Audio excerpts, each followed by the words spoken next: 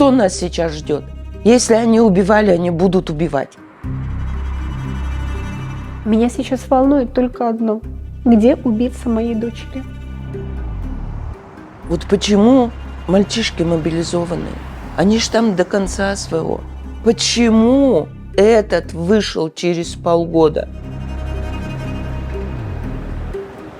Я бы хотела Путина спросить, смог бы он простить за такое? Ты тогда меня поймешь, когда ты так же, как и я, будешь ползти за гробом своих детей.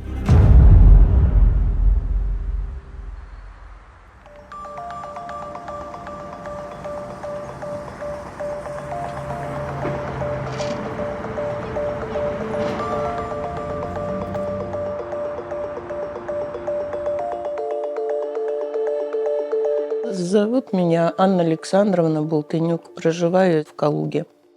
Здесь у нас находится памятный уголок моей дочери. Смотрите, не ангел ли? Что ее было убивать?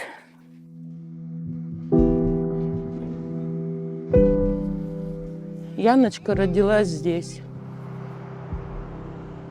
В этих дворах, в песочнице Яна игралась, на этих площадках. Росла здесь.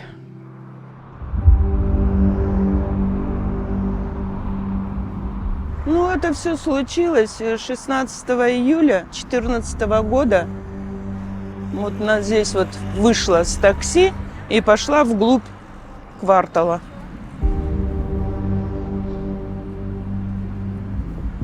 Вот по этой аллейке она выходила сюда, а времени уже было 12 час. Я ей позвонила, спросила: доченька, ты на часики-то смотрела? Она говорит: мамуль, прости, я немножко задержалась. Когда я уже второй раз позвонила, это было 8 минут первого. Мне телефон отвечает: абонент временно недоступен. Муж собрался, пошел искать. Мы уже сразу поняли, что что-то случилось.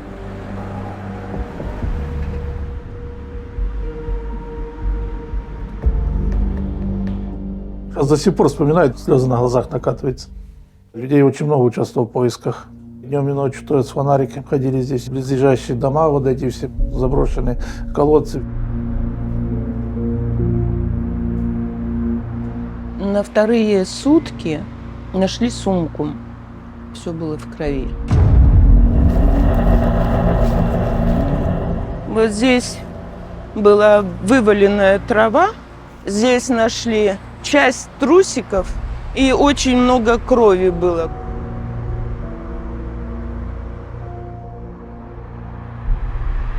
По рации передали, что нашли Яну уже в лесу.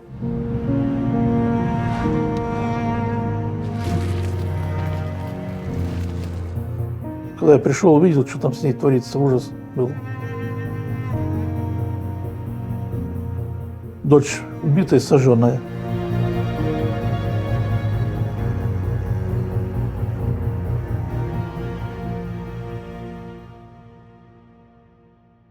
Протокол осмотра места происшествия. С трудом это все просматриваю.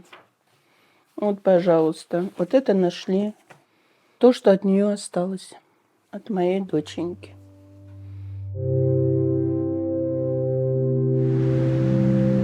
Прошло 3 месяца, не был никто не найден, нет подозреваемых, ничего не было на тот момент. Я поняла, что мне нужно что-то делать. Я сама расклеивала на столбах объявления, кто что видел, кто что знает. Вот на этой остановке был свидетель, которого мы сами нашли. Человек описал, мы составили сами фоторобот, нарисовали портрет. По словам свидетеля, в ту ночь он видел на остановке еще 2 мужчин, но не смог запомнить их лица. По горячим следам преступников поймать не удалось.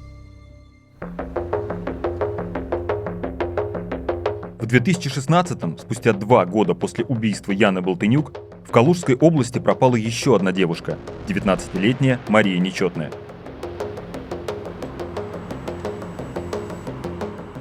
Доченька позвонила вечером, что она скоро пойдет в общежитие. Это был последний раз, когда мы с ней связывались. Больше я ей дозвониться не смогла.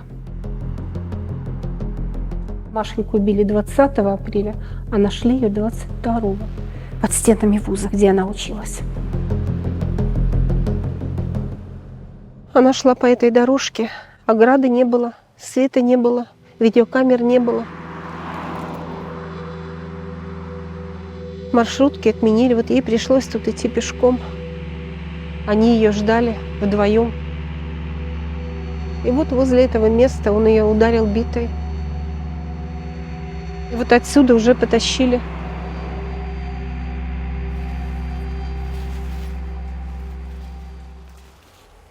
Солнышко мое любимое, маленькая моя.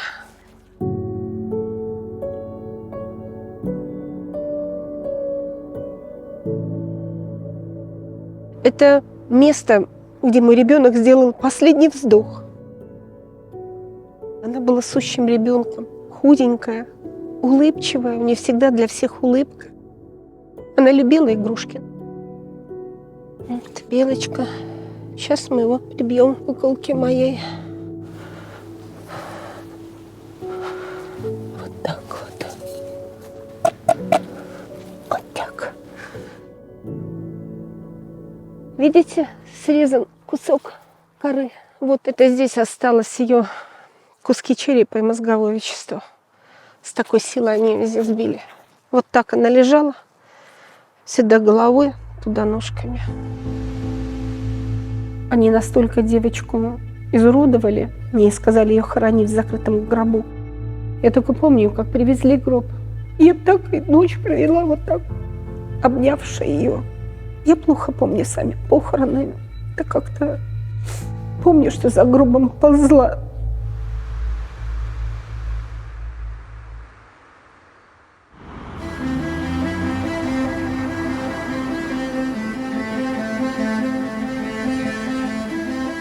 Как и в деле Яны Болтынюк, поймать убийц Марии Нечетной долгое время не удавалось. Их матери решили искать преступников вместе. Мы настолько сблизились, что мы просто как родные сестры. И в жизни так получается, что мы сестры по несчастью. Следователи провели параллели и объединили наши два дела. Девочки обе студентки, обе красавицы. И та, и другая перед смертью перекрасились в рыжий цвет. Вначале очень верила, что убийц найдут, потому что зло же должно быть наказано. Так же, да? Кто только не был задействован, когда стала работать вот специальная эта группа по раскрытию этого преступления, московская. Они отсылали анализы ДНК, брали у всех, вот в Обнинске, вообще поголовно там, и в институте, у всех у Машиных одноклассников, у всех, кто когда-то сидел, у всех неблагонадежных, там, наверное, больше 15 тысяч. Ты вот в этом круговороте вертишься, и у тебя цель одна – найти, наказать, найти, наказать.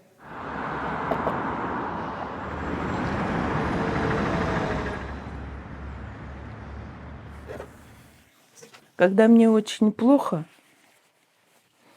я вот ее вытаскиваю, вот так прижимаю. Даже запах ее. Столько лет прошло. Убийц дочери Анны искали 4 года и задержали лишь в марте 2018-го. Анализы ДНК подозреваемых совпали с кровью, которая была найдена на месте преступления. 2 брата татаринцев, Евгений и Владимир. 3-й не знаю, кто был, мне его не называют. Стояли, пили пиво. Но вот этот 3-й находился вот здесь. И вот он заметил, как шла девушка. Я вот так обошел, пошел сзади, схватил ее здесь, дорожка. И мы ее потащили вот туда. Вот так он сидел на ней. Держал ей руки, сзади брат. Держал ее руки, а сзади Да. что? Брат держал ноги. Они ее задушили. Взяли и унесли в лес, обложили ветками, облили и подожгли. Когда ему был задан вопрос, за что вы ее убили, он ответил: она была слишком красивая модельной внешности, она бы с нами не стала знакомиться.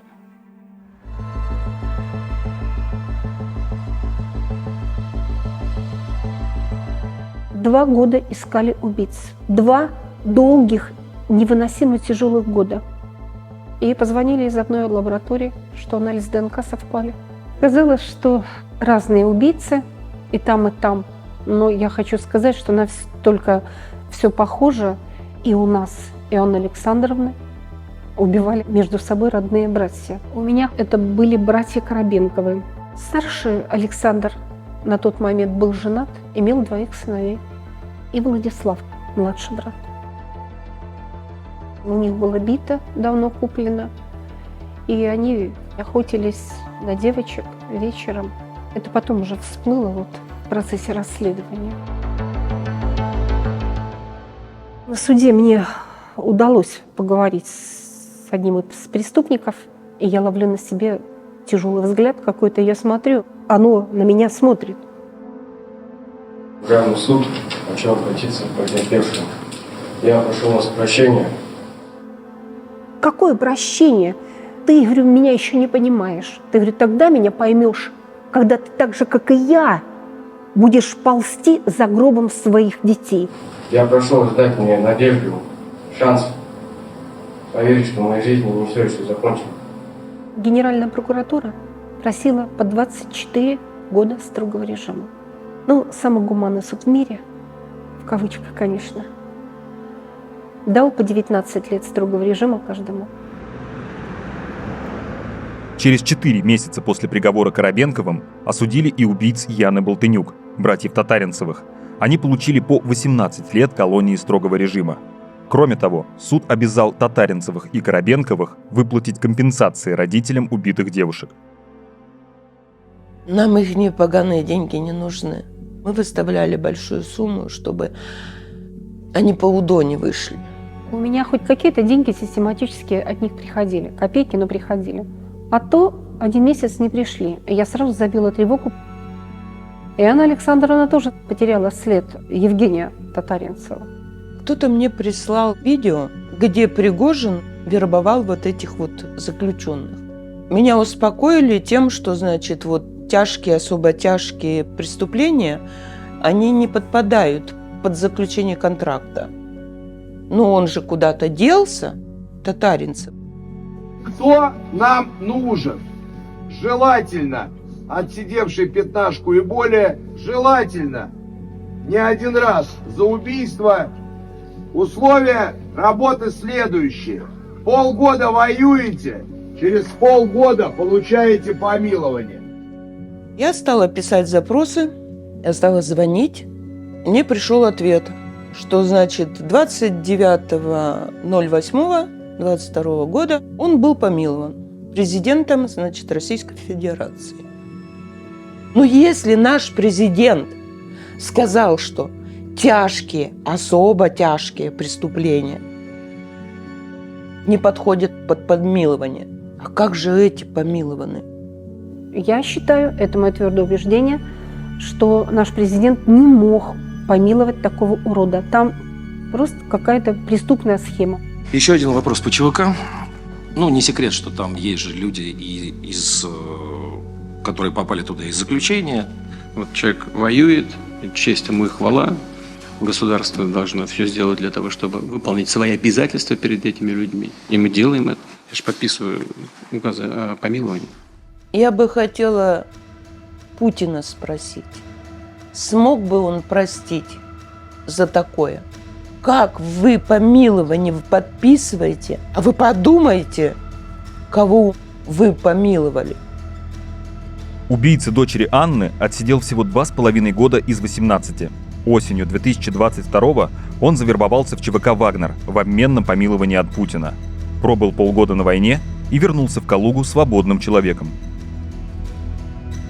Мне стали люди звонить, что видели его. Ходит, рассказывает, что он приехал типа с деньгами. Представляете, встретить убийцу моей девочки. Скажите, а мне-то как жить рядом с ним?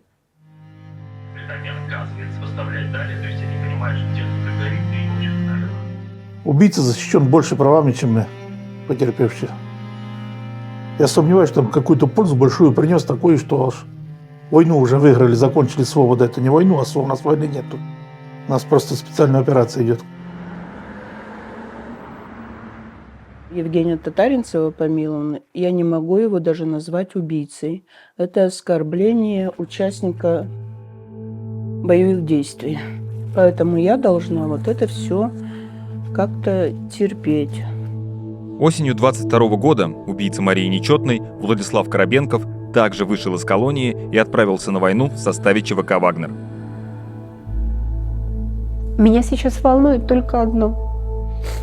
Где убийца моей дочери? Машеньку нашли, а может, другую девочку, которую он убьет, не найдут? Может, она просто получше закопает?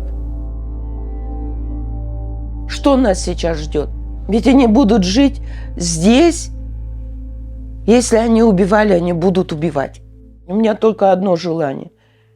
Или пусть сгниет в тюрьме, или пусть его воюет на фронте.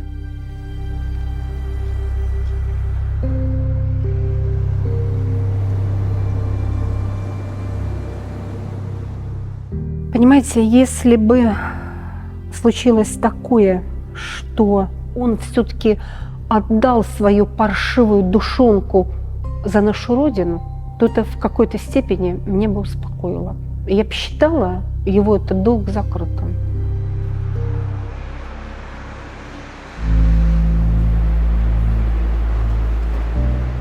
У меня не будет внуков. У меня ничего нет. Наша жизнь оборвалась. Все. Мы не живем, мы доживаем. Я сейчас только вот молю Бога, поскорее бы к дочери, и все. Я езжу каждую субботу на кладбище. Я целую этот холодный камень. Привет, доченька, моя хорошая. Плакать она нам не разрешает, поэтому мы здесь не плачем.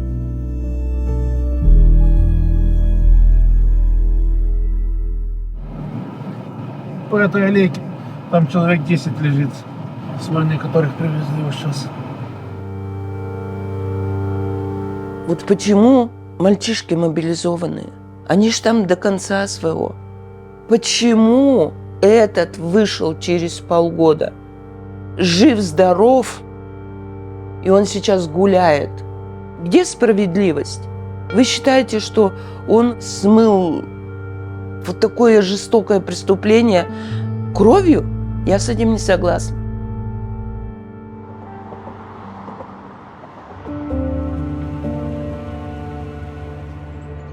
Мы хотим зачитать открытое письмо.